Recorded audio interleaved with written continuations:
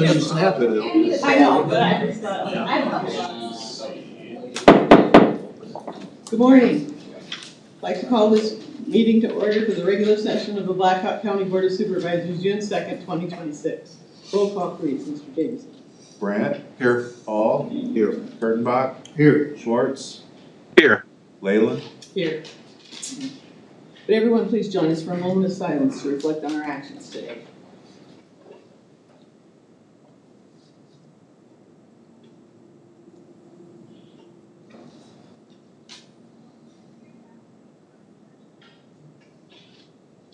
Thank you. Please join us for the Pledge of Allegiance. I pledge allegiance to the flag of the United States of America and to the republic for which it stands, one nation, under God, indivisible, with liberty and justice for all.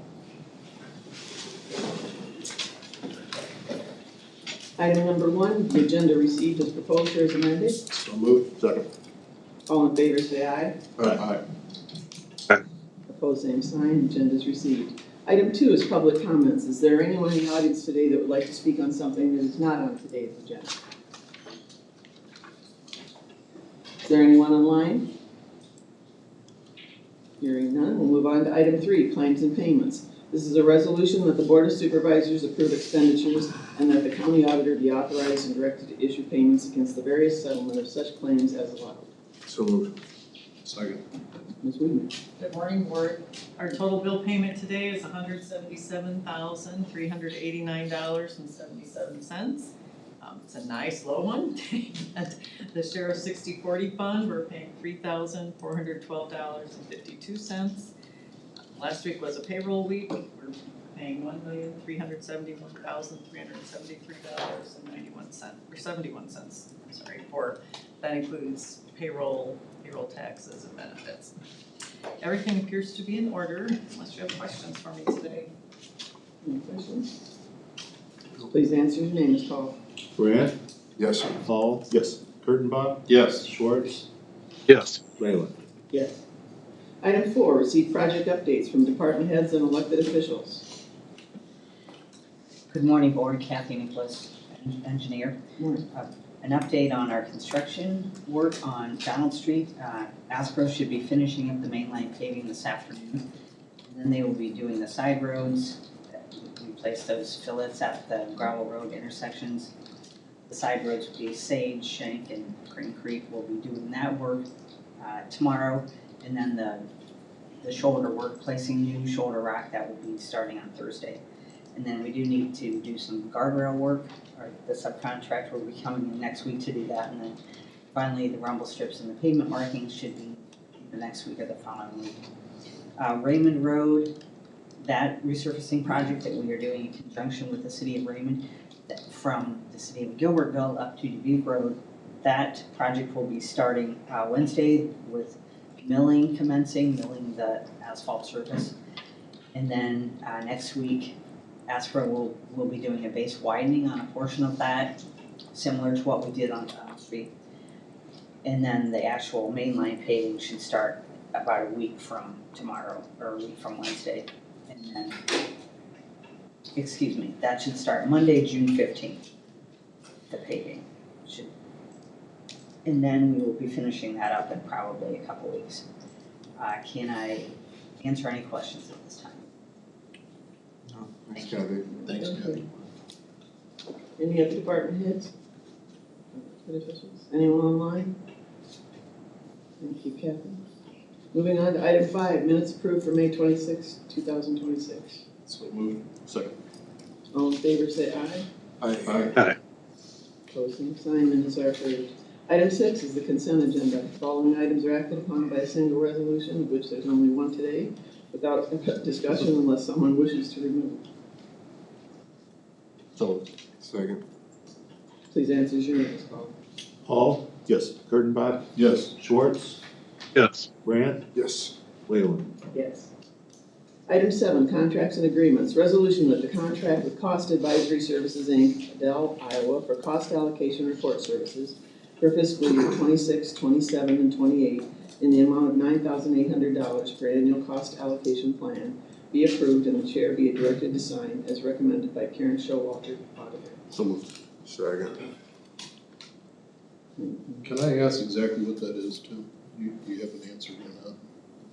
What they're doing? I can probably I'll love answer. this show. Yeah. Yes, happy to. I'll give you a bad answer, but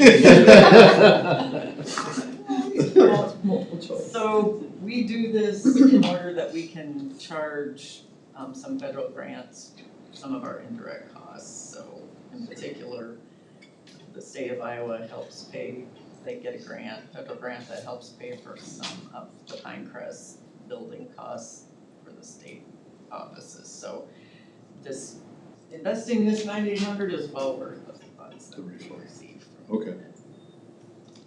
Thank you. This is a resolution, please answer as your name is called.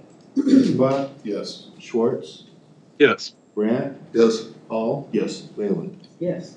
Item B, resolution that the agreement between Blackhawk County and Iowa State Association of Counties to participate in the ISAC HIPAA program at the annual cost of $1,750 be approved, and that the chair be authorized to sign as recommended by Amanda Fesenmeyer, HR Director, and Al Yu, IT Director.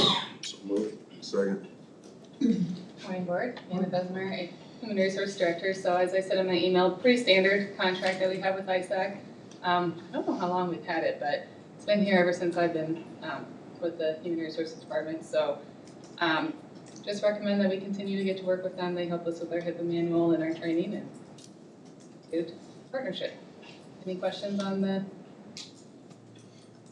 agreement or? None.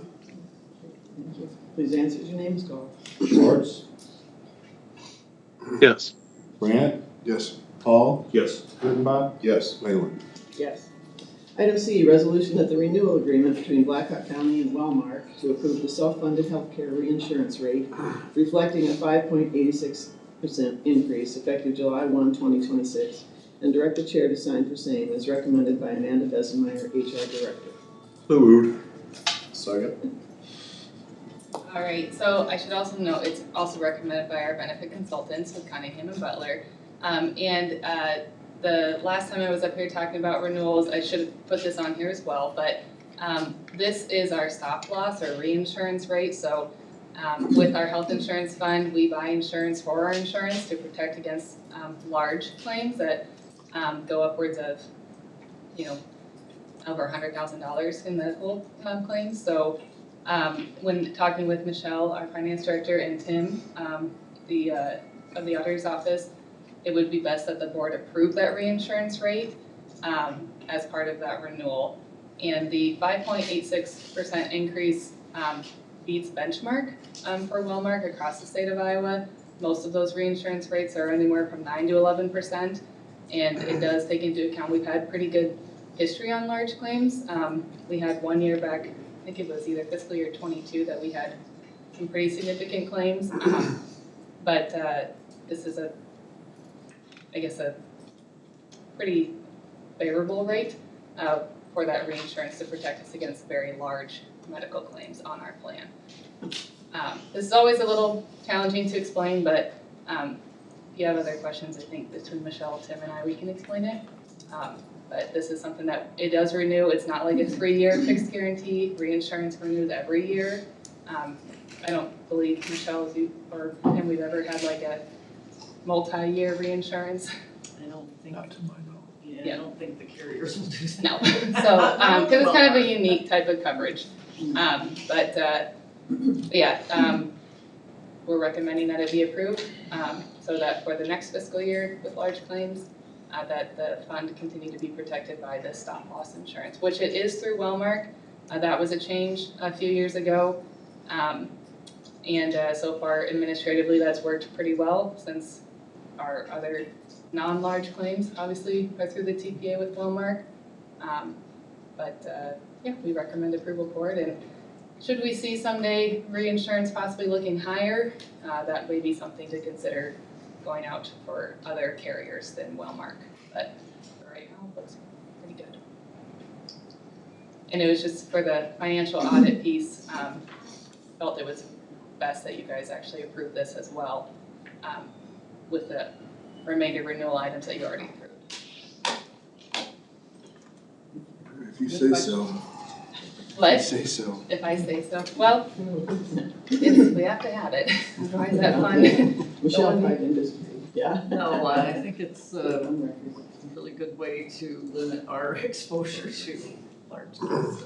And the nice, I will say with this, just like how you have deductibles in your own rate, this has a deductible in our aggregate and deductible on this didn't change with this low of a rate. Sometimes we've seen where, I think over the years, is it at 125 right now? 115. I'm sorry, 115. So sometimes to get a lower rate, they say, well, you have to have a higher deductible. So it was, I think again, just a demonstration of Wellmark sees our claims are been performing well at the larger claim level, that they didn't say for this lower rate, you have to up your deductible to 125 to 130, or one, and when I say that, $125,000. So that'd be a claim reaching $115,000 before this insurance will start to cover it.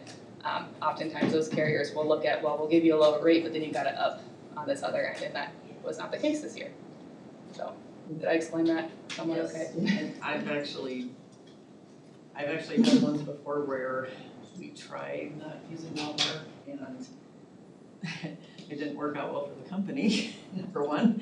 And also, it's a lot of administrative, additional administrative work. These credits come right through on the bill. We don't, otherwise, I used to have to apply for it, get a check back, apply it to a claim.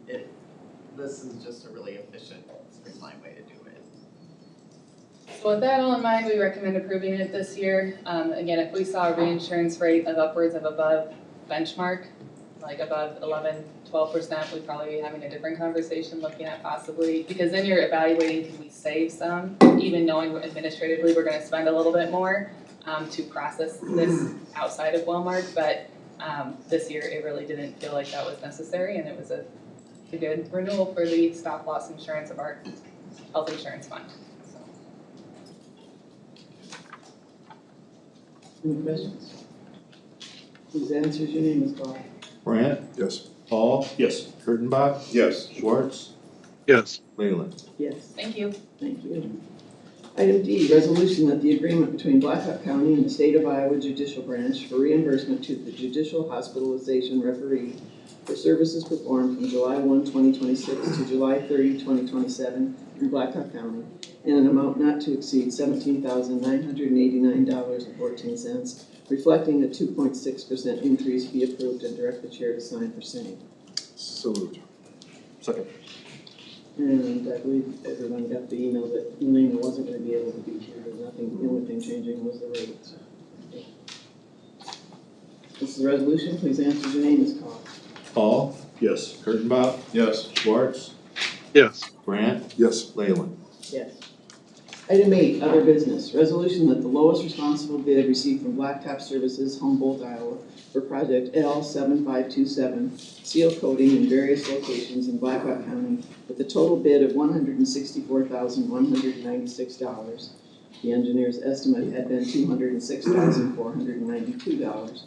Be awarded and direct the chair to sign resolution authorizing the county engineer to sign the contract and to receive and place on file the contractor's bond and certificate of insurance as recommended by Catherine Nicholas, county engineer. So moved. Second.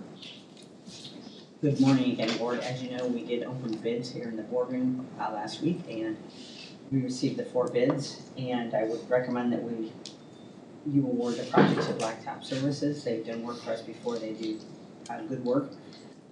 It is under our engineer's estimate, and our budgeted amount was $275,000 for seal coating, and that comes out of our FY27 local option sales tax account. Any questions for Catherine? Please answer your name as well. Kurttenbach, Yes. Schwartz, Yes. Brant, Yes. Paul, Yes. Leyland. Yes. Item B, resolution to authorize the use of a new fund in the county's accounting system, the Rural Supplemental Fund, to be used to record revenue and expenditures for the Rural Supplemental Levy, as recommended by Michelle Weiner, Finance Director. So moved. Second. Michelle? Not much to say on this one. I think you'll know we adopted a new levy with the FY27 budget to use the rural supplemental levy, and we need to track that separately in a separate fund, so that's all we're doing. Questions, please answer as your name is called. Schwartz, Yes. Grant, Yes. Paul, Yes. Kurttenbach, Yes. Leyland. Yes. Item number C, resolution to authorize the filing of civil suit in Cerro Gordo County against File Savers Data Recovery for recovery of unauthorized payment and law costs of litigation. So moved. Second. Any questions or comments for Mike otherwise, or did you want to comment at all, Mike? Same as what we've discussed. Please answer as your name is called. Grant, Yes. Paul, Yes. Kurttenbach, Yes. Schwartz, Yes. Leyland. Yes. Item D, motion to approve the personnel requisition submitted for an office specialist, full-time replacement, with a tentative start date of June 22nd, 2026, as recommended by Sheriff Nathan Knapp. So moved. Second. All in favor? Oh, would you like to speak on it? I saw I it was don't- replacement. I didn't even. It's know you were replacement, here. So yeah, we've actually just posted one of these about a month ago for the position when Renee Fensky retired. We promoted within on that to move up. And then we had our second one on that same class, younger gal, she moved back home, so we'll replace her. Fortunately, we've got a couple good external candidates. This will obviously have to go through the internal posting process first, but if no one internally takes it, we've got a couple good candidates already, so we can place them through that. Thank you. I didn't know you were here today, and I just thought, well, this one's a replacement, and then I shouldn't have too many questions. Thanks very much. You're welcome. Sure. All in favor, say aye. Aye. Opposed? Motion carries.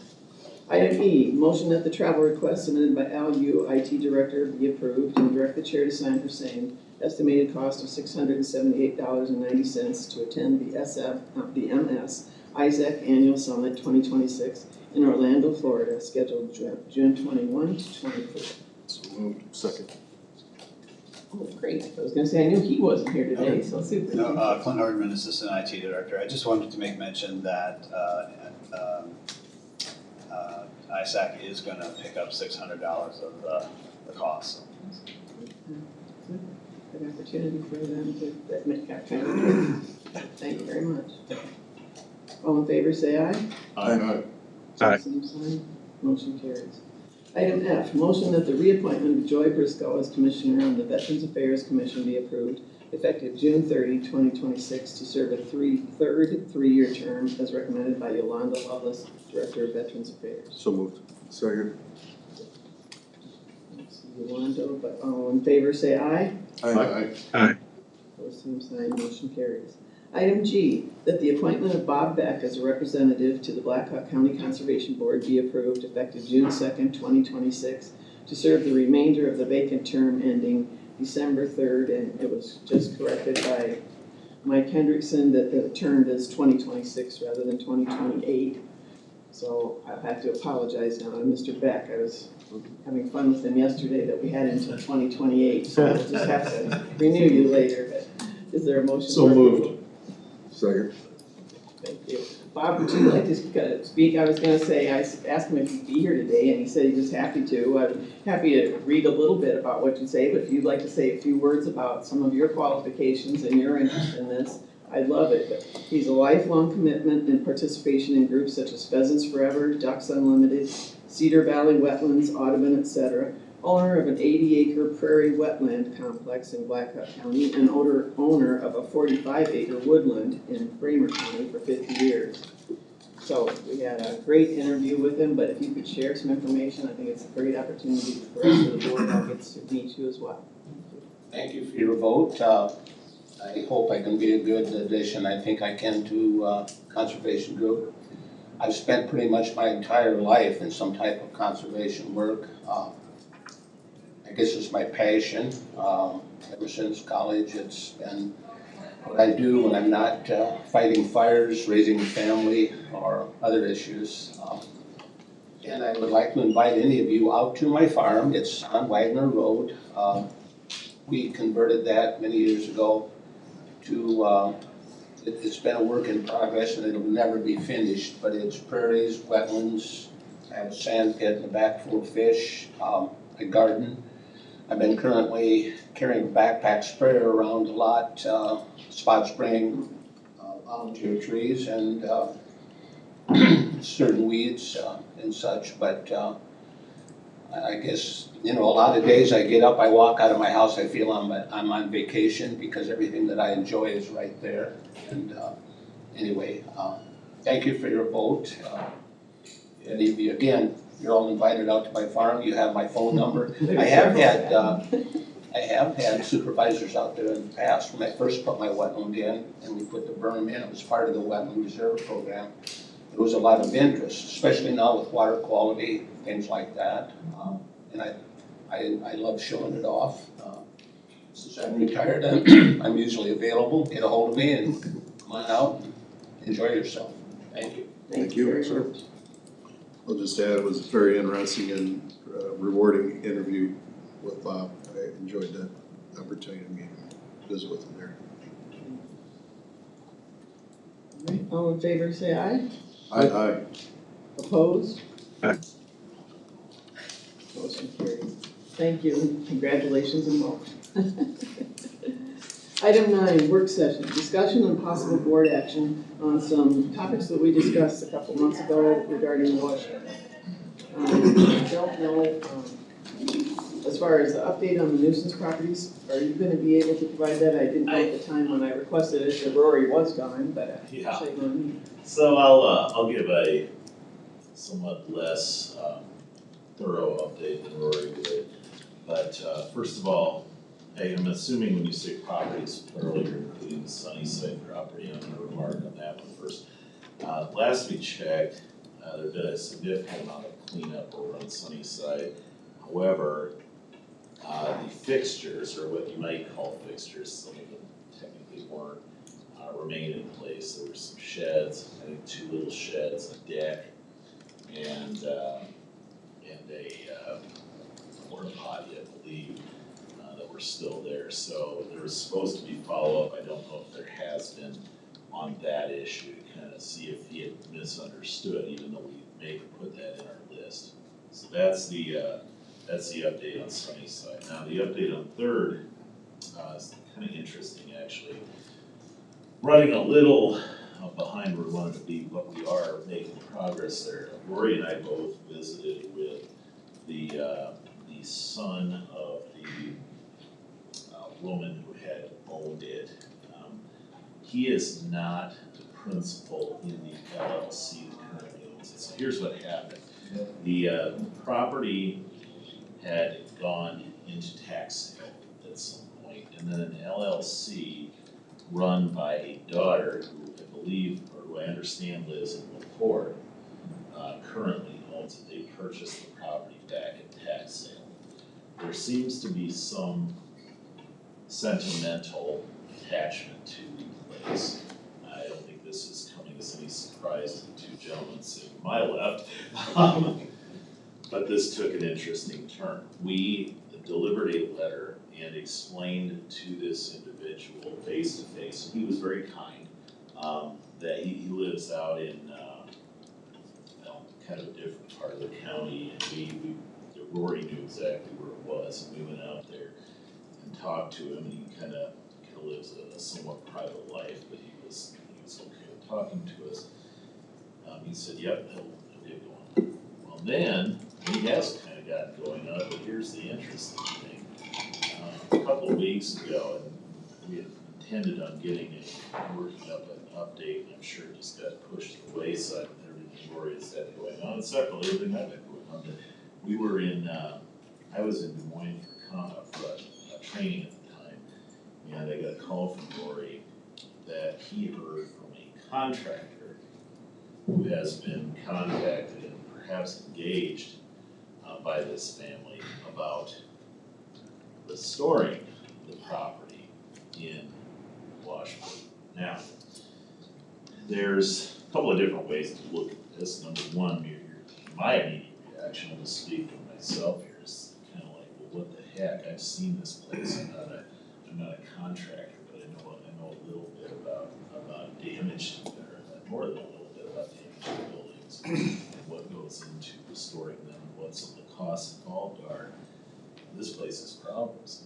But at the same time, and this is what I explained to Rory then, the plan of the county at this point is to seek a 657A, abandoned property kind of condemnation of this property, where we would acquire title to it, and we would then move forward with demolition of this.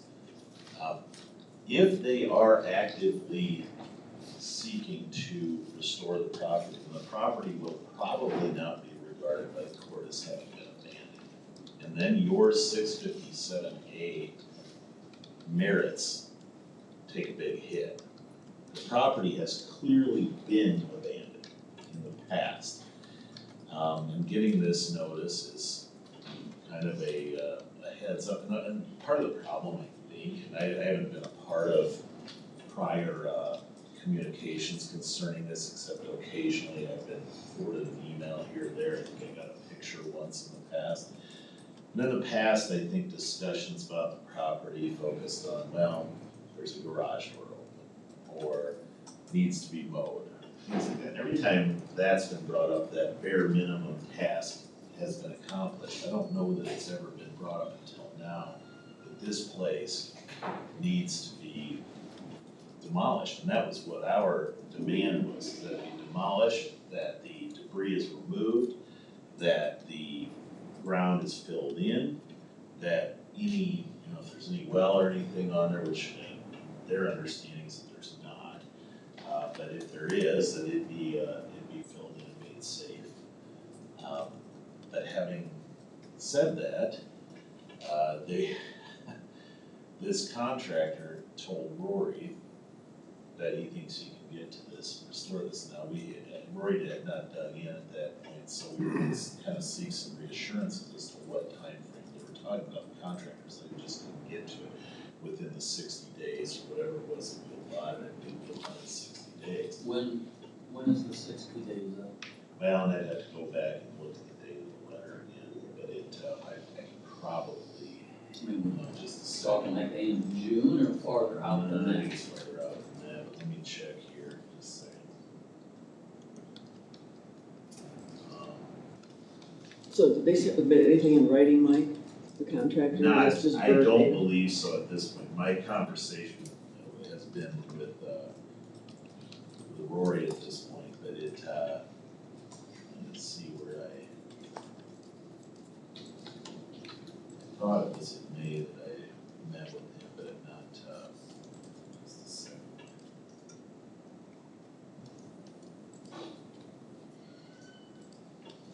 I'm gonna have to go back and hold, the letter was from Rory, but I'll have to go back and hold that.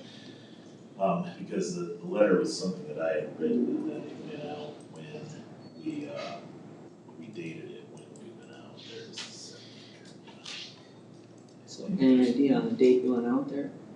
That's what I'm trying to determine. For some reason, I don't have it. All right. It was probably the 8th that we went out there of May. So it is looking like end of June, or a little into July, but yeah. So what date, Mike? The 8th was the date we July went out there. That was the 60-day letter. And then now, Ends up, time's out July 8th. Do I need to get up there and come and ask you a question? well, if they tell you to, you do, but I'll take the question. I'm not in charge. Yeah, you do.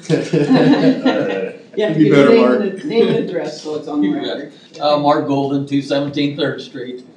If the property has been condemned, how can it get uncondemned? Well, it hasn't been condemned. That's a judgment that has to be by the court. It's not, a county can't just declare it condemned. But hasn't the health department been out there? The health department has made findings, but they still get an opportunity to remedy those if they so desire. And just, quite candidly, having now, physically familiarized myself with this property, I personally find it difficult to imagine it ever being restored. And he knows what the problems are. We explained to him point blank the problems that have been expressed through the communications from you and some of your neighbors. We're talking about the vermin. We're talking about kids being able to get there. We're talking about mold and just generally being in disrepair and looking bad, not being maintained. the house falling apart, it is difficult for me to wrap my mind around the objective motivation to restore the place, even if you're attached to it. It sounds like it could be more than it's worth to try to do that. No doubt. Yeah, No but having said that, and this is why I really wish Rory was here for this discussion, because he's the one who actually talked to the contractor. I had about a 10-minute call with Rory during a break at this training I was at, and so it was a situation where they did respond. They went and talked to a contractor. They're talking about a restoration. So the contractor, if memory serves, where Rory and I kind of landed was Rory was going to circle back to the son and say to him, hey, are you willing to commit to this? We're gonna try to get a contract we're gonna try to get assurances from the contractor as to a date certain before going and pushing this as a possible option. And make sure that the guy knows he's gonna get paid. Because you know what you can see happening here, you can see the project getting started or barely started, and all of a sudden, money runs out, the situation stalls, and we're back at point A again. So that is what I know now. I don't have a lot of other information. I don't want to do a lot of speculation as to it. I really want to get back with Rory on this. And admittedly, Linda, I had overlooked the fact that Rory was going to be out this week. I had been informed of that previously, but It's all right, it was time for an update. I Yeah, think it that is. the information you're sharing, it was just kind of. so yeah, this one's a little more complicated than the Sunny side, where it's a little less obvious, and it's not a situation where it's on county property. The real question is whether somebody's gonna move forward on this. So if you give the contractor a date as to when to have this project completed, and he doesn't, then what happens? And then we'd have to file and move forward with that, indicate to the court that we can't take them seriously, they have abandoned this project. That would be the idea. I would think we have to be pretty careful of that, though. We would. I was gonna say, when you start putting demands on when you finish a project. So there's an old saying in law, they apply this a lot in tax sales. The saying is, equity abhors forfeiture. It's even been stated many times in case law. And what that stands for is the fact that anytime, in any case where you are asking the court to order somebody to do something, as opposed to order somebody to pay money, just order somebody a conviction or something like that. When you're trying to order somebody to do something, that's a case in equity. And the court, when they are deciding matters in equity, it is a last resort for somebody to give up their property, to give up a residence, whatever it might be, and all of the procedures have to be acknowledged. So what you see sometimes in these and I think I kind of mentioned this back when we first discussed this 657, what you see is that if nobody responds, and that's the case with many of them, I perhaps naively kind of expected that to be the case here. I was surprised at his willingness to accept the letter, and I'd say he's going to look into it, and I was maybe even more surprised to receive or to hear that we had heard from the contractor about it. So that's somebody actually putting one foot in front of the other here. But having said that, when 657A cases get bogged down is when you have somebody trying to do something. Eventually you want to file that case anyway because you want the court to place an ultimatum on that. And that's the next step. But you want to show good faith. You gave them all the notice you could and considered anything they tried to do ahead of time. And frankly, the county has not given them a notice that the place either needs to be demolished or repaired. They've had 20 years. But they have not been given that notice before. And the court will look at that very seriously, I believe. So I understand the point. It's 20 years in August, if I recall correctly, right? I mean, that's almost down to the day. I don't remember the day in August, but I remember that it's 20 years in August. And this is, well, it's ridiculous, frankly, that anybody would let it be that way and it would go that way for so long. But that is the next step to go. And there's, we can go a route where we talk about getting a judgment against them for per diem fines for non-compliance or something like that. But right now, it is easier to gum up the works as a defendant in this case when the county says, look, you're either gonna do this, my way or the highway, when really and truly abandonment allows for several options, and repair is one of them. Mike, can you speak a little bit to the 657 process? Yes. If we move forward July 8th-ish, once we've given our 60 days that we stated in the letter, with the 657A, does the judge say, do they weigh, does the property owner, for instance, have a little bit more at stake if a judge says, work needs to be started here, ended here, versus just our letter sort of making the demand? Is there value of having it go through that 657A hearing and having the judge sort of enact deadlines?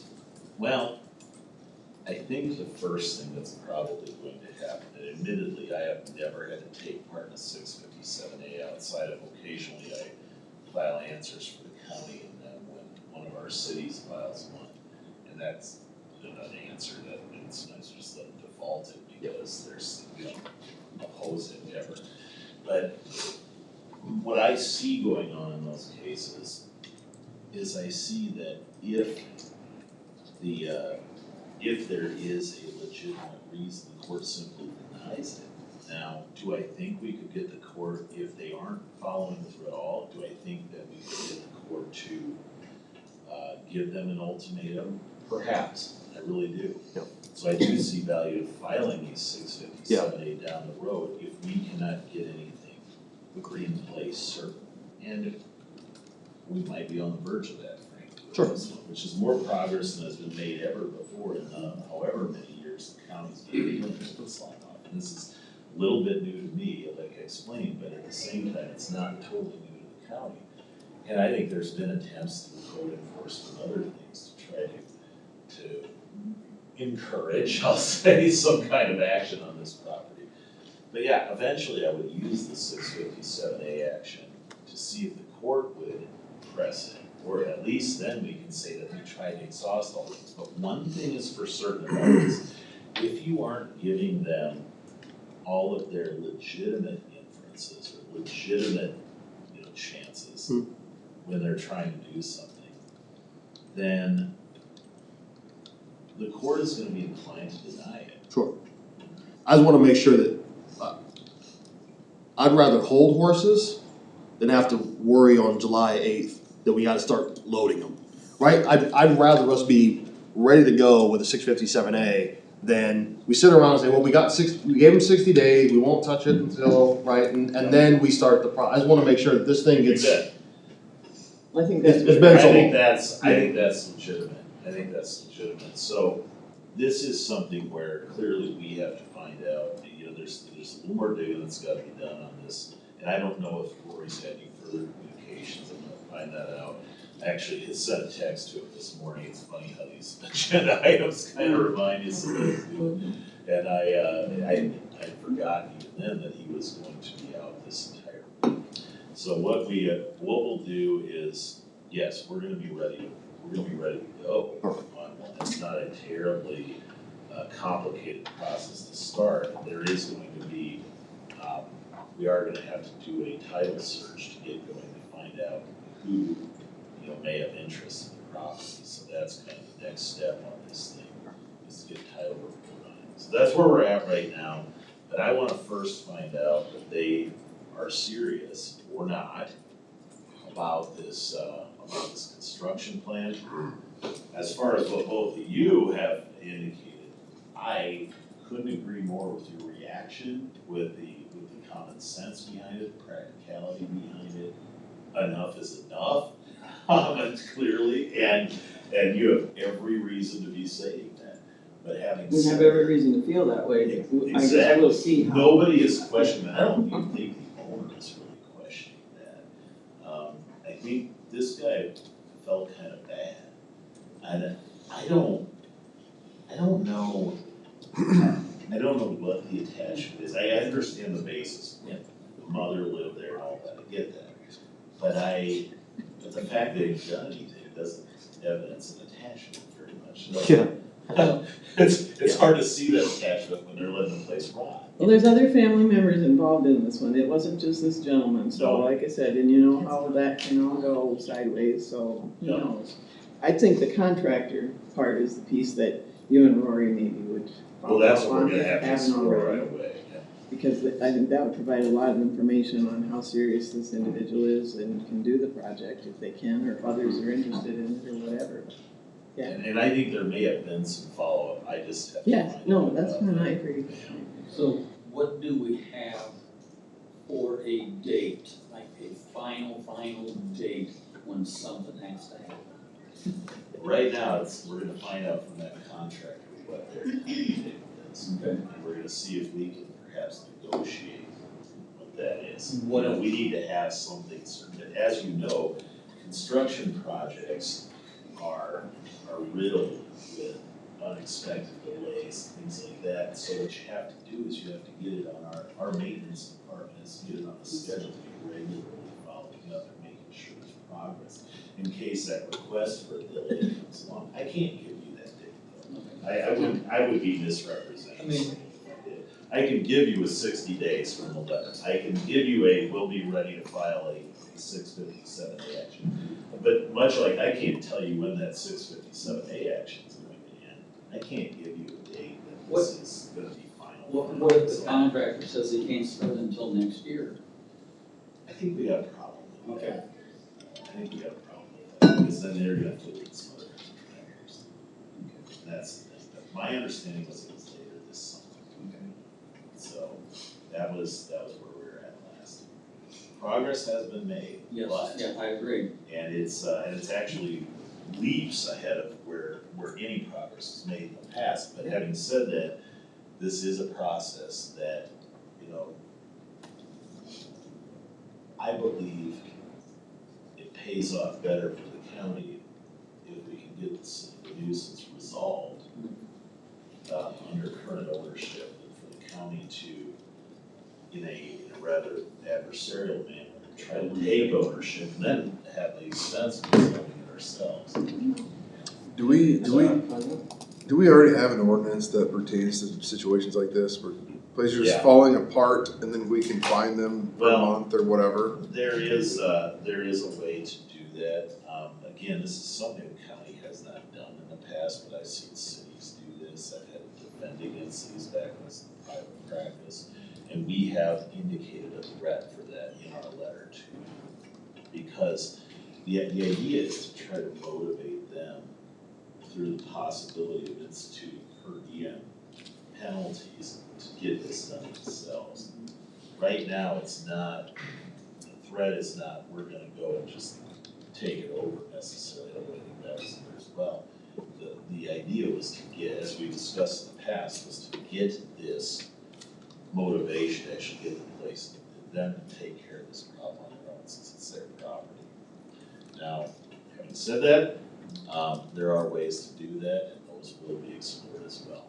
And they are, but right now, the area we're focusing on is to try to motivate action on their part. Right, is this something we could put on the agenda, say 4 weeks, like June 23rd for another review, see where we're at? Just don't do it the week after that, because I'll be out that week. Well, we need it probably before that, as soon as we hear from the contractor or we have some kind of an update, we need an update, that's Yeah, I agree. Like, so, who was the contractor? Did they provide that? And I am trying to remember Okay, that name they did off the top of provide. my head, and it was a phone call, I didn't even have anything I could write notes Well, that's why I said it was in writing, we I was had. I was pacing back and forth on concourse when I had it, but yeah, Fair. Rory's got that information. Okay, on Sunnyside, I just wanna go back to that one. Yeah. Ballpark, when did you guys have contact to check on that last?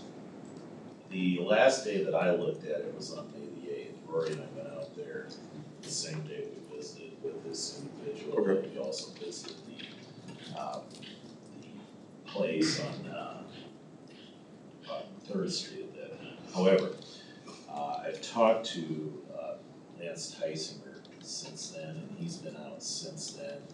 And then I think Rory's been out on his own since then. And my understanding was based, what I articulated to you was based on when I last received the report, which was a week or two after that, I wanna say. Okay, and that was being, you know, I said, all right, our next step is to demand they take that out, otherwise we're gonna have to remove it and do it. It's that simple. That's on our property. Right. And we've told them that. They went and put fixtures on county property there. So it's a different situation than what we're dealing with over on 3rd Street. So we have the ability to do something immediately on Sunnyside. Yep. And so, probably not fair to ask you with Rory not being here, but timeline, like how quickly can we get a move on that? Like in the next, okay. That's, if they want me to help remove it, if I can find some time at the end of next week, I can tell you that, but I don't think they're gonna ask me to help with it. What were you thinking, Proctor? You mean like somebody, like hiring someone to go and move it, or you think I don't us know. moving it or whatever, or you just want? Whatever it I takes don't to know get if it this gone. is something that maintenance would be able to do on their own, where they'd be able to disassemble this thing and move it onto this homeowner's property. But Can we inform them that that's what we're gonna do?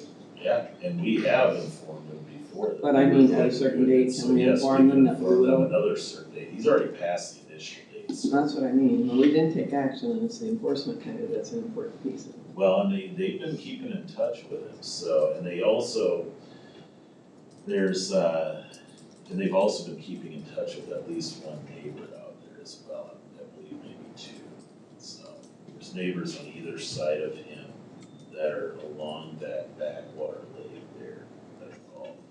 But again, this is something that Rory and Lance would be more up to date on. I have not been part of the watchdogging of these situations. I just happened to go out there one additional time because I was out with Rory to talk to It's this okay, individual. as soon as he's back, we'll just get an update from him on where the properties are. What's that? As soon as he's back, we'll get an Yeah. update on those. Yeah, we really should. I'm gonna be emailing him about this session as well, so yeah. I'm sure Rory will have a mountain of things waiting for him. when he I'm gets sure. back, but we'll get on it. Yeah, it is I know it's frustrating on the 3rd Street one in particular. The Sunnyside one is, you know, this was, I don't think this was as long running of a problem or long compounding of a problem as the one on 3rd Street, nor do I think it's as big of a problem, frankly. But I know that it's really frustrating when you're dealing with this thing going on years and years. There's a little done here and a little done there, and I think there's misunderstandings as to what we thought was gonna be done. The goal, it's still gonna take some time, and it's gonna take time, and I've gotta emphasize that. This is not an instantaneous process to take somebody's house away, even if it's not their house that they're living in, it's an LLC, all of that. But having said that, we're so far ahead of where we were already, just in a relatively short time. It is moving, but it is not the only thing Rory's got on his plate. It is not, Understand. yeah, so it's one of those things where it's getting outsized attention, and that's a good thing. And it deserves it, by the way. It deserves it. I understand that probably the property taxes are all paid up, the water is all paid up. I have to check on the taxes. My understanding is was a cutoff in utilities on at least electric and gas. I don't recall what the status of the board was right now. The taxes had not been paid, so we would tax it. And then there's a question as to who would get it, because if anybody explored it, they would probably bid the taxes on it. Oddly enough, the experience that I've had that comes to mind with per diem fines from a city where representing a client who purchased a grain elevator at a tax sale down in a small town in a different county, only find a bunch of horribles arising from that, such as asbestos, molasses pit, kids going in and things like that. Every once in a while you get an unsuspecting tax sale purchaser, but not usually. A lot of times those just sit and the county does not buy tax sale properties, at least they haven't been, so, yeah. Just looking at Beacon, property taxes on that property have been paid. Yep, I was gonna say, I thought they had, we had checked on it, I just, yeah, I thought they had. Okay. More to come. And it will take time. Well, more information from an update from Rory and the contractor shouldn't take that much time. No, that shouldn't take much time. Those kinds of things, but Yeah. yeah, so we'll see where we're at. Alright. Item 2, drainage district properties for removal of trees and vegetation and mowing twice a year for 3 years. And that's just the way I stated it, to have it on for discussion and possible board action, since that was what we left in our conversation 2 months ago. At that time, we had talked about I think Cassie, and correct me if I'm wrong, that some of those things that I think you had talked about at the building was the tree and brush clearing was approximately $35,000. There was an assessment, I know you were talking about whether we did or did not do that. I know there'd been some discussion in the group of whether that was needed and what we could proceed on.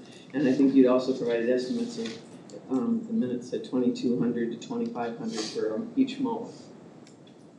Correct? Yes.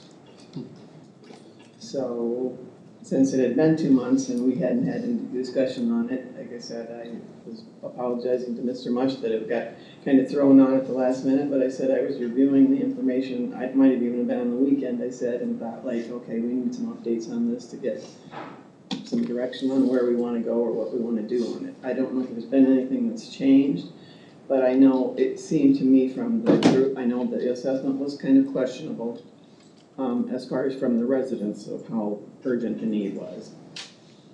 And especially since you're paying for it, it's something that the residents in the drainage district have to pay for. But I guess I was thinking about the removal of the brush and the trees, obviously it's gotta be done one way or another.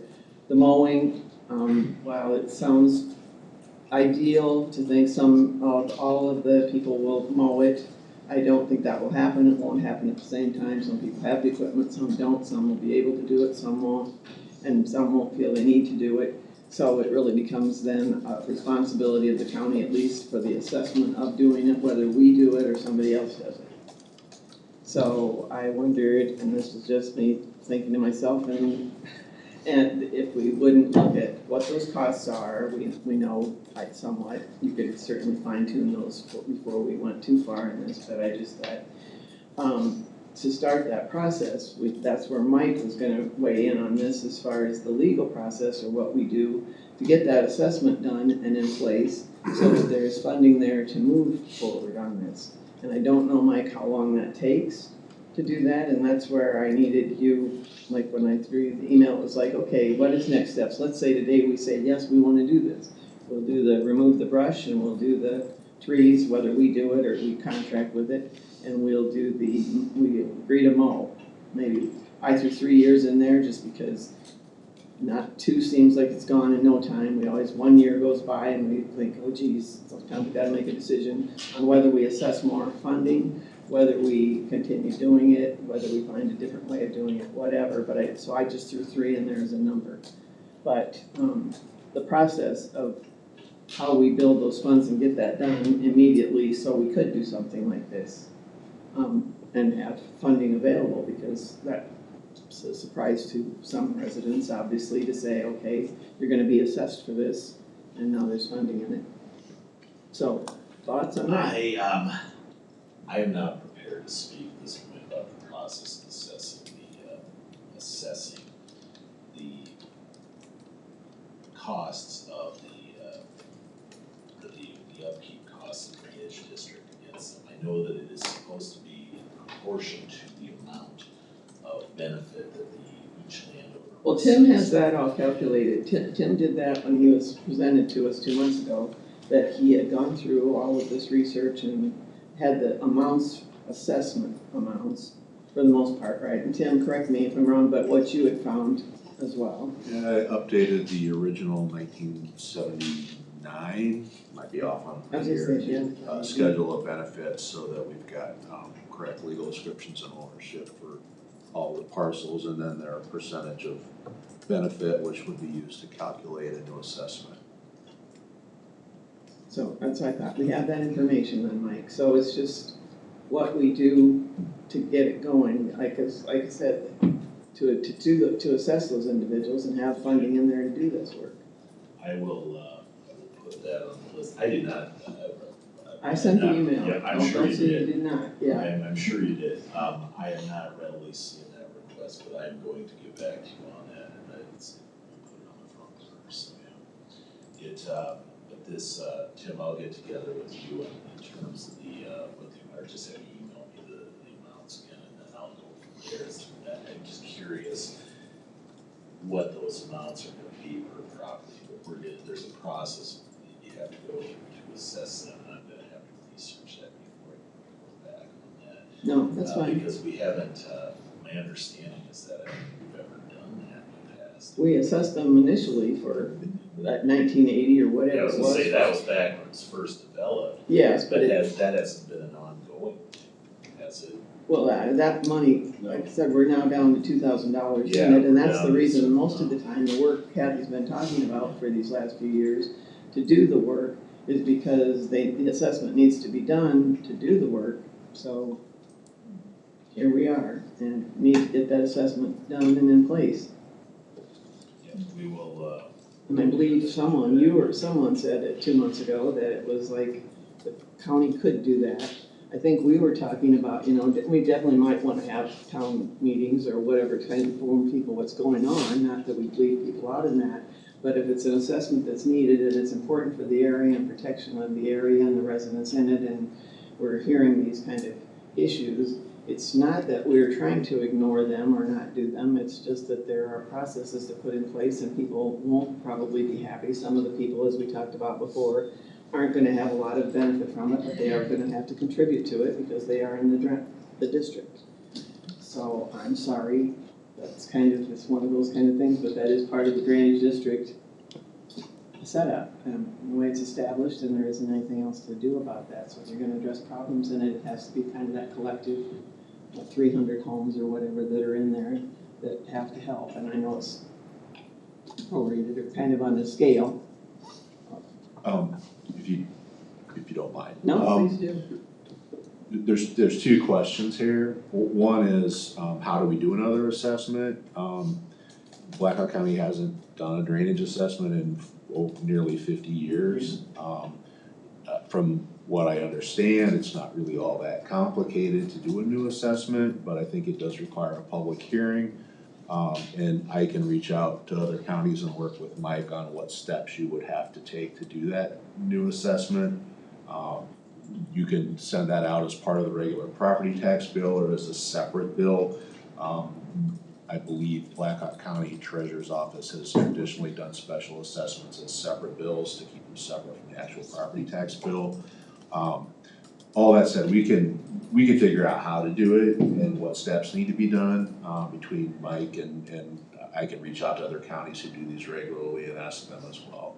But the second question is how much?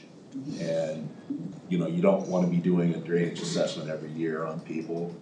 So the question would be, how much money are you talking about assessing? You can't tell people how much they're gonna pay unless you know how much you're going to do as an assessment. So that's a question, I think, for the board and Kathy asked me to, whoever I might was be gonna say, doing. working on that somewhat, but I was gonna say, and she'd given those estimates that gave us someplace to start, at least we knew. Kathy, did you wanna speak to anything? or Sure. add anything? Yes, so we would, the code does allow the engineer of the road department to participate in work in drainage districts. We of course need to be reimbursed because the code also says I can only spend road department money on roads. So I need you to figure out a mechanism to repay us is my interest in the funding, so you know all that. So what we need to do is we anticipate that this is the type of work, this clearing and grubbing would probably be done in the fall after the crops are out. We still need our survey tech to go out to Washburn and do a rough survey of the right-of-way. Then we would probably need to do some coordination with the adjoining landowners because some of the trees are clearly in private property. So I would think that we would want to work together to remove vegetation at the same time. We would then put together just probably a map and a 1 or 2 page RFP, I'll call it, although it would not be anything formal, just something to send to a few, 3 or 4 or 5 contractors who do this type of work, this clearing and grubbing type of work, just to outline what our limits would be. We'd have a few bid items in it. That's gonna take us a little bit of time to put together because right now we're busy with construction. So probably this fall, we could put that together and then we could send that out and open bids. And if that's the process you'd like to follow, and then we can have a contractor. And they can perform the work. That would be in the initial work. Then to do the maintenance of the mowing, the vegetation management over the next 3 years, we could most likely do that work. We would be willing to start that work. If it just became too much for county forces to do, maybe we could come back to you later and say, you just need to hire a contractor. Because sometimes depending on what projects you've got and what's going on in the year, that's why I thought there are some times when you might have somebody else do it, at least. Right now, it seems very doable that we could mow the ditch twice a year. So we could come up with those costs. I think I already told you like $2,000 to $3,000 a year.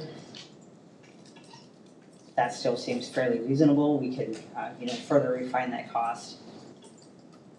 So we might not know an actual cost to pay a contractor until later this fall, is what I would project. Because, we need to do some survey work and put together just a 3-page plan. I'll just call it a plan set. Kathy, has anybody looked at the east end of the drainage ditch, like where it goes under 218 and then underneath the railroad bridge? From what I understand and what I hear, it's kind of dammed up right there. So having the drainage ditch clear, but if the water doesn't have any place to go. So we, as you know, back in 2008, 2010, we did spend more time out there. I myself met with the DOT at their bridge. I know some of you were involved. At that time, I didn't believe there were any blockages, although that's been, 12, 15 years. We could certainly take a look at that again. Needs to be.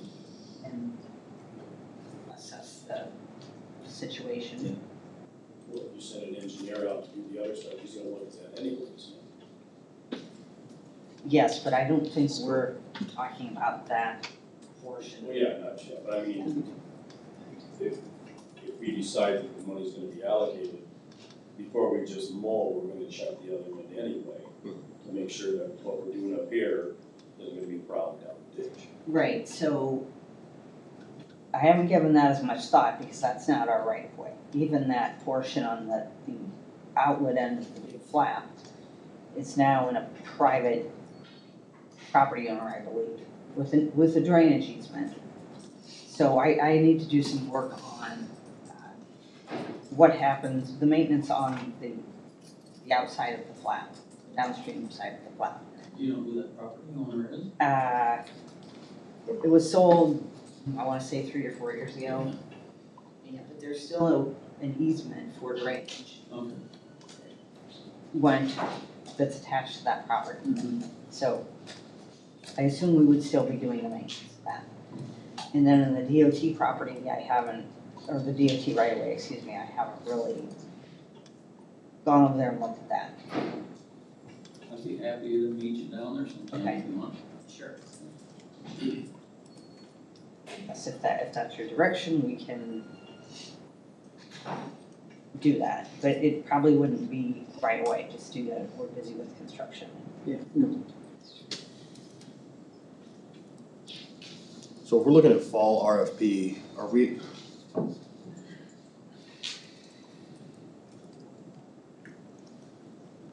The assessment needs to be off of RFP, not engineer estimate, I'd assume, just so that. Oh, I think the assessment is whatever. If you were building a new project, then you need cost estimates to base your assessment on. This is to maintain an existing project that was already built, so, not suggesting you do this, but you could assess for more than what you expect in a year, knowing you're gonna be mowing and maintaining this thing for a long time. And that would be the question that I would have on, I mean, she can give you, Kathy can give you an estimate on the initial work, but, you know, how many years do you want to assess now for mowing? exactly.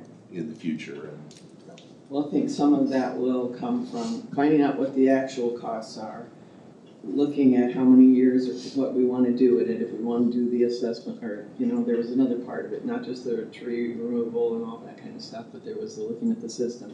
If we do wanna do that in, so there's multiple parts in it, but it's also how many years we wanna do it and what the cost is going to be to the individuals, because we're gonna have to be mindful of that no matter how far we go out in this, but making sure that we don't end up running short of funding. And being in a place, like I say, we are now up to $2,000, so it kind of has sat there for the most part without any activity because there isn't money to do the work. So you don't really want to be in that position again, so you have something, I think, some kind of cushion in it to give you flexibility with the differences, like you said, in mowing or whatever, but. What do you thoughts? Oh, Chris, go ahead. Oh yeah, I was gonna say, I was wondering, you know, because the initial amount that we need to spend is gonna be a little bit higher than what we need to spend year to year.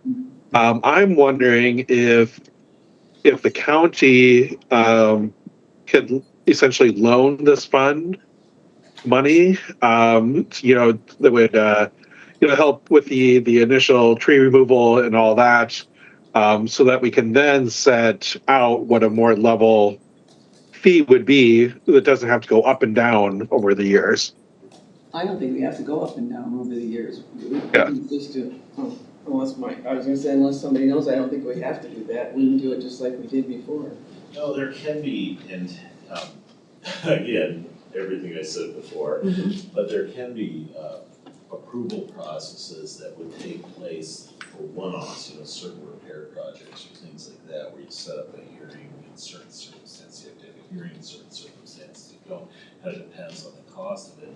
But I think there is a way to, and this is what I'm gonna determine, get back to you on, there is a way to determine the, you know, kind of the ongoing maintenance costs as a general rule for it. You're gonna have, it sounds like, yeah, you're gonna have mowing, you're gonna have tree removal, you're probably gonna have, to some extent, certain groundwork or whatever it might need to be when things don't stay the same.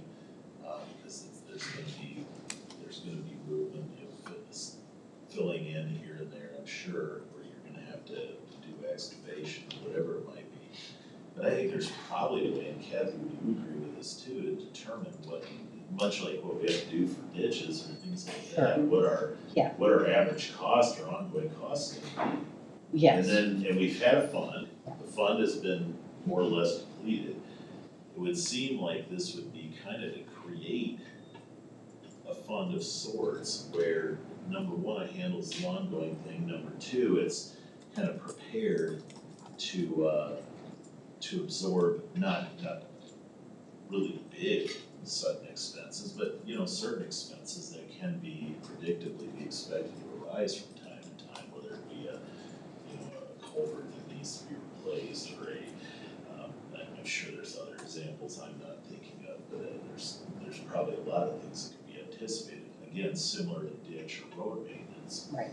And then there is that system, you talked about replacement, was like $370,000 or something like that. So Right. that is something at some point in time that's, And that's a big one. That's a big one, That's a big yeah. one. it's just being aware when we build an assessment fee and what that is, what some of those kind of expenses could be, Tim. Like you said, you don't wanna have to reassess Yeah. multiple times. Can you multi-year, I mean, can Well, you I stretch think that the assessment? Yeah, oh yeah, Okay. oh yeah, it's not a 1 year. Most, I have talked to other counties that have a lot of active drainage districts, and generally those ones that have a lot of drainage districts has an account for each one of those drainage districts that has a sum of money in there to maintain it, and when that runs out, they do another assessment. Now, I don't know, you know, how far out they look, you know, to try to replenish those funds, but, you know, they're doing ongoing maintenance. I think some of these counties will have like 2 county engineer employees who do nothing but maintain their drainage districts or drainage ways. But I think the idea that I've heard is they don't wanna be doing it like every single year. Cause it's a process, when you do it, I think you have to have a public hearing, you know, there's a cost to you and a cost of time to just continually doing drainage assessments, so I don't think you know, what's the sweet spot, you don't wanna do it every year, but you wanna do it every 5 years, or, you know, what's that number, I don't know. Tim, how many years did the initial drainage ditch, how many years did it take to pay off the initial 300,000, put that in? I don't. That wasn't part of the records. I mean, I can It's 50 find years out, I ago. just don't Yeah. know off the top of my head. And we would have to verify whether we can mulch onto a drainage district. Yeah. I'm not sure that we can do that, but we'll find out. Yeah, I know, I thought about that earlier too, if there was some way to get that and then repay, but I think sometimes it's just cleaner, sometimes.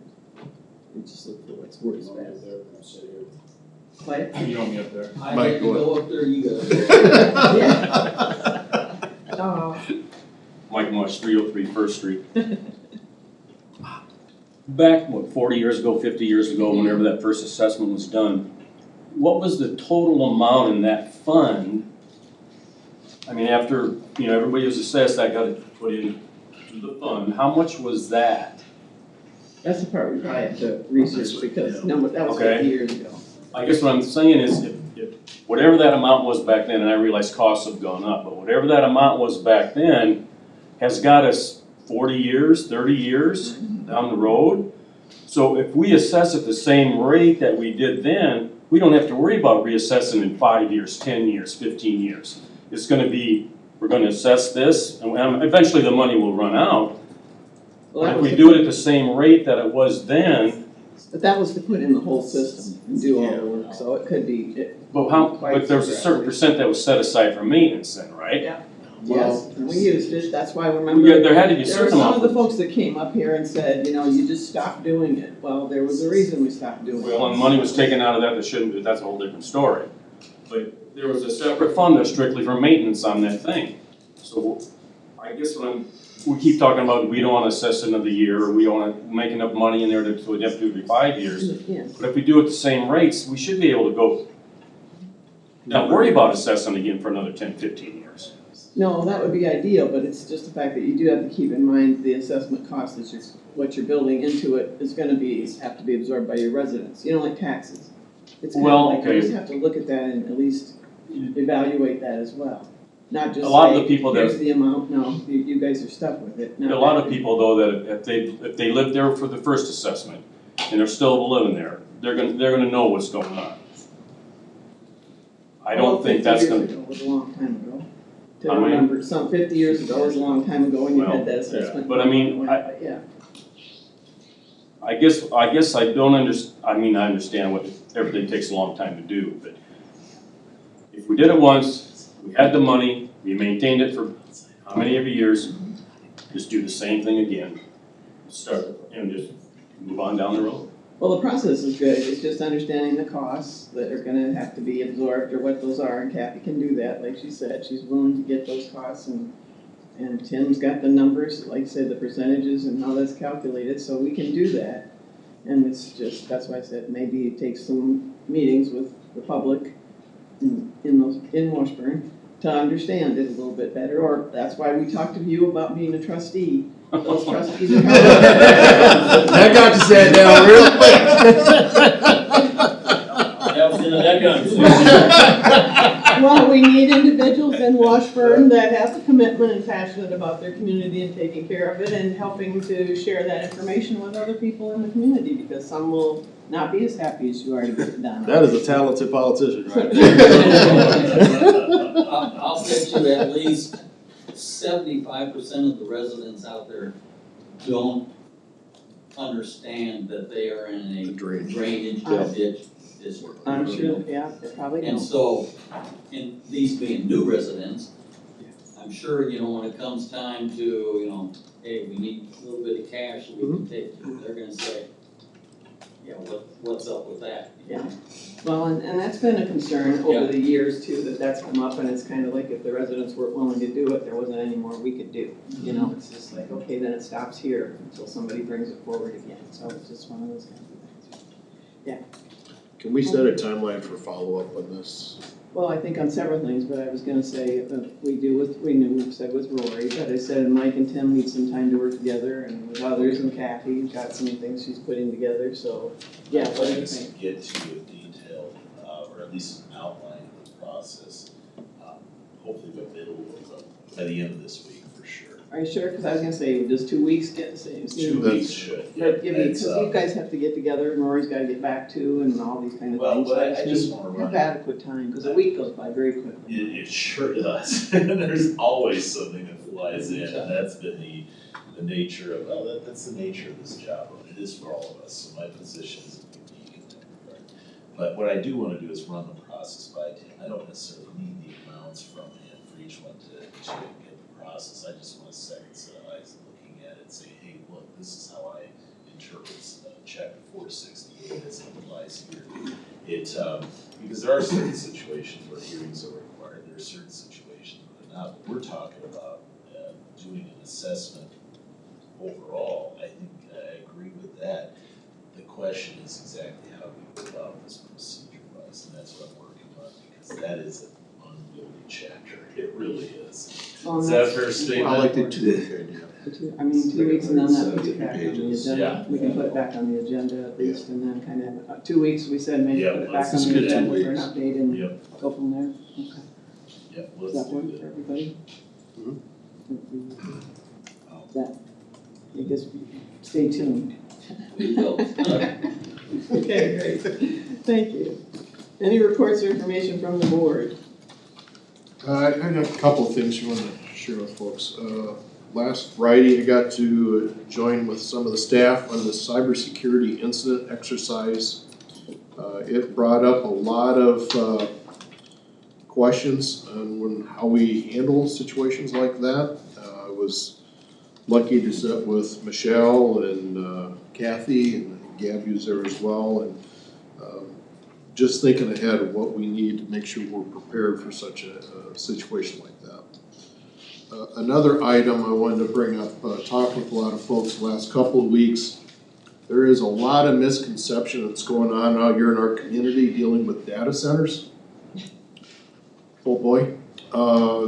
This past couple of weeks, I was able to set in on a seminar by Mike Turner, Loudoun County, Virginia, Board of Supervisor. This county has had an explosion of data centers in their area. He gave a lot of information dealing with warnings, guidance, and recommendations for counties dealing with data center development. Something he did a white paper on and looking at doing that.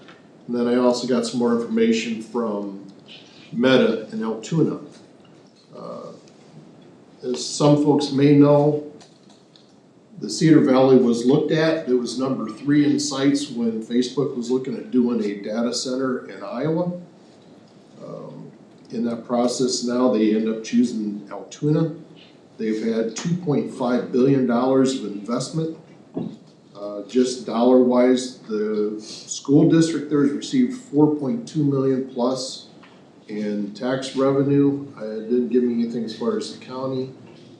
But we were very close to having that situation right here in Blackhawk County. So I want folks to understand, there's a lot of things that goes into construction or economic development. And these processes are not just a rubber stamp. And, but there is a lot of misconception. People think these are being hidden, and the one that's being proposed in Waterloo now, I knew about 3 years ago. That came through planning and zoning. This was no secret. So where people are getting this information thinking this was just an overnight or behind the doors thing, that's not correct. But please understand, we take these roles very seriously, and these are not just a rubber stamp. We'll be looking at every opportunity that happens for the county and moving forward diligently. Anybody else? I was gonna say, I got a couple comments. We're gonna have our key priorities, some action plans. And I got, one of the employees, I think, informed me that there's another meeting of one of the groups on the 3rd. So I said, okay, I'll wait a couple of weeks and then we'll have an update from all of those groups of their presentations to all of us and what their suggestions or recommendations would be for those 4 areas. And then I think then it's late at us to probably make some decisions, but we'll have some time after that, we hope, to decide what we want, unless we're in love with everything they present that day. But we'll do that for June 16th, if that's all right. Grow Cedar Valley, last week we had them on the agenda and we talked about their contract and maybe them coming and making a presentation in June. And then we talked at least about that maybe being a work session as well to talk about the 27 contract that would be coming up. I did follow up with Katie, I don't know if you did as well, but she had mentioned that they would prefer two meetings as opposed to one, because different staff or different people would be involved in one rather than the other. So she said that it would, and I asked her which dates, because I said, how about the 23rd or the 30th? And she said June 30th worked best for them. So we would do the update and recap of the year and what they've done and their activities and that type of thing for us. And then later we could just decide in a work session. She asked if that was all right to do it that way. I said I assumed it probably would be, but I'd take it to the board if there was any issues, concerns, or questions, and we could decide on the work session and the contract later. I mean, what we'd like to see in it, or the questions that we had, the Q&A for them, of things that we had ideas of and thoughts about, and see where they go, or if they had some. And I did think maybe the meeting on the 30th too would be helpful to all of us hearing the recap. Might prompt some other questions and thoughts for us of what we'd like to do or participate in, or whatever that would be. Any questions, comments, that'll work to get back to her on that, or no? I'm out on 30th, but if it works for everyone else's schedule, then I'd rather we were here. I'd rather Davis was here, all of us were here. Yeah, if she can't do the 23rd, then the 7th is. I'll ask, but I was gonna, I was on the West Coast, so it'll be yeah. 7 a.m. Even though, yeah. Okay, I'll see. She just had said the 30th worked best, so I just given those 2 options, so. Any dates work better for anybody else, either of you? No, whichever's fine.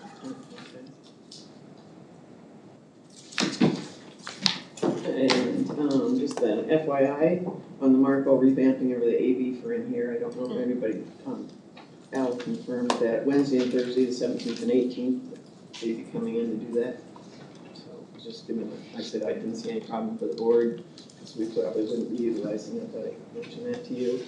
And then the one comment, I guess I wanted everybody's thoughts on, and I didn't know whether to put this on the agenda or not, regarding the project that we had for planning and zoning last week, I think it was, on the airstrip. And Steve Robisky is the chair of P&Z, And he followed up with me or called me the other day, and I really appreciated his call, and I said, I had thought when, we had the first part of the hearing, and there were several questions that we had, and that we, and as it turned out too, then the applicant wasn't able to be here because his wife was having a baby. I said it was awkward, I thought that we were, well, I shouldn't say it's awkward, but it was uncomfortable. I thought that P&Z unanimously supported this project, and we didn't have enough information to make a decision, so we really kind of listened to the little bit we had. And then we're able, if we wanted to take action on it, and we could have voted on it. He had two questions primarily for me. He asked if I thought people knew, the applicants that go through the process, go to P&Z and get their projects approved or not, if those people knew that there was another step in the process where we could overturn what was done, so that while they think they went through P&Z, had their project approved, that was probably done, whether it was up or down, that they could come here and have it reversed. And I said I didn't know. I said I expected that would be a staff issue, the staff, that would Joseph, or at least some members of the group would share that with them, but I couldn't confirm it was always done. And so he said, would you have a problem if I mentioned that? And I said, I don't see why we would. To me, it would just be reinforcing that this is one step in the process, and then you go to the board for another, and the board could reverse the decision, whether it's a good decision for something or not. So and quite honestly, I feel like trying to stop a train anyway. I think if somebody wants to just tell someone this is part of the process, that was very easy. But he had a suggestion, and he said, could I ask this, that if when the board is having their comment period, or, we have that hearing and we're listening to everybody, would it be beneficial to have a member from P&Z here? And I said, I had reached out actually after we tabled it, because we had so much information we didn't know, and Nathan wasn't here. I had reached out to Joseph and said, would it be beneficial actually to have a board member be here, or the chair, somebody come to explain to us what they've done, because I know this group particularly now, I don't know over all the years, is very thorough. And so for them, I think it was, I don't mean to say offensive, that might be a little strong, but to think that they went to a lot of work, made sure this complied with everything regarding the law and legal side of it, and went through the process, and it was all met, because it was a unanimous decision. And I think that concerned them, that they do all this work for us, because they're appointees of us, and to make sure that it met the requirements, and then we would have voted it down and not understood. They didn't understand why, obviously, or why we would do that, nor did we understand how much they'd done.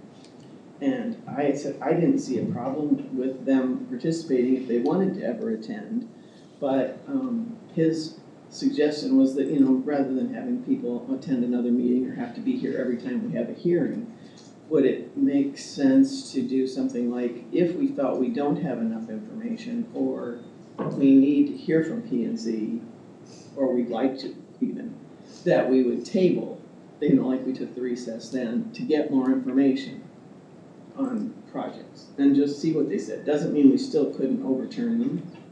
I said we rarely do that, because we typically go by their recommendation, that's what they're there for. And, but I said there are reasons, where someone could feel strongly and to overturn it. So it was just something, and I thought, I appreciated the fact that he brought it to us, because that is, to me, that maybe we put those people in place to do a job, they do the job, and then why did you vote it one way or the other? And so I thought it did seem like a fairly simple way to. Is it my head just hearing No. things? I apologize. I thought she'd get it faster than she did. No, but does it start to seem like that? Yeah.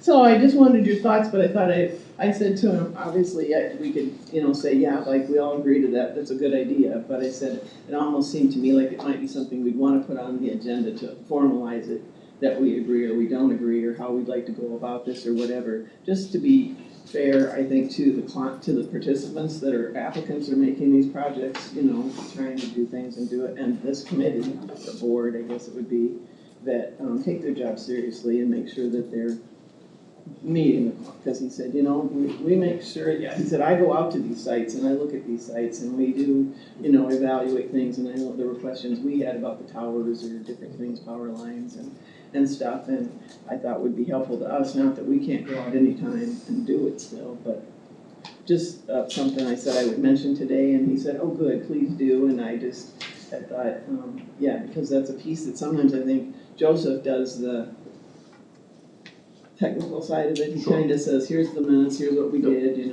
but as far as someone actually telling us what they did or what was involved in their assessment of it, but something to weigh, we don't. Yeah, I throw mean, I it think on a the work agenda. session could make some sense, And maybe have one of them or some of them yeah, attend. because, Would that be helpful? there's a few different scenarios, right? Where maybe there's a majority of the board who disagrees with planning and zoning's recommendation. Maybe it's, in this circumstance, it was a unanimous decision from P and Z. Yes. But there are Sometimes other it's not. times Oh, where it's a yeah. split decision, and so, but I Definitely. think there's probably a work session to figure out how that maybe all makes sense. If, it seems like I don't know if it seems completely necessary to do almost like a dissenting decision, or dissenters sort of decree, and that, all of that could get a little funky. Serving on planning and zoning in Waterloo, I can think of a handful of times where, I ended up speaking to members of council in particular. I don't recall a time when any of us went to a council meeting and sort of advocated publicly on behalf of an applicant. And effectively, it does sort of feel like that's where that would turn into. It could turn into that. Yeah, and so I think there's probably just some value in a work session and sort of gaming through all of those scenarios, because it could get hairier than it sounds. Well, and it hasn't been for all these years, but I Yeah. just thought there have been times still when I'm sure people were surprised when we did do something differently. Yeah. Some just never spoke, and I think this group tends to be more, takes the job very seriously. And just that, so it could involve the city staff, obviously, who do our P and Z, and us, and some members of the. And we all have a P&Z. different charge, Yeah. right? Like Yeah. P and Z's is to make sure that it's within the sort of technical lines, and it's our role as board members to take maybe sometimes a more holistic approach. That yes, it might check all the boxes, but does it serve the value? Does it serve the community to its fullest value? And yeah, it's worth a chat with P and Z for Maybe. sure. I've got a different appreciation for their work. I got to sit in 2 of the interviews that people are serving on the board now. They've both been through situations where they had questions going through P and Z. So they've been through the process themselves to know how a person asking for something, how they feel that process. So that, to me, knowing how serious they take the role there, I do appreciate all their work that they do. We did have a situation that came up last year in a farm property that we did overrule, but I think Chris said that something to the fact that our ordinances were quite old, and that was one of those where the ordinance probably should have been updated to help with that situation. But I don't know if remember that situation, Chris? Can we follow up on that? Yeah, vaguely. The farmhouse being added to a farm, and the father didn't wanna leave the farm yet, his home, until he passed.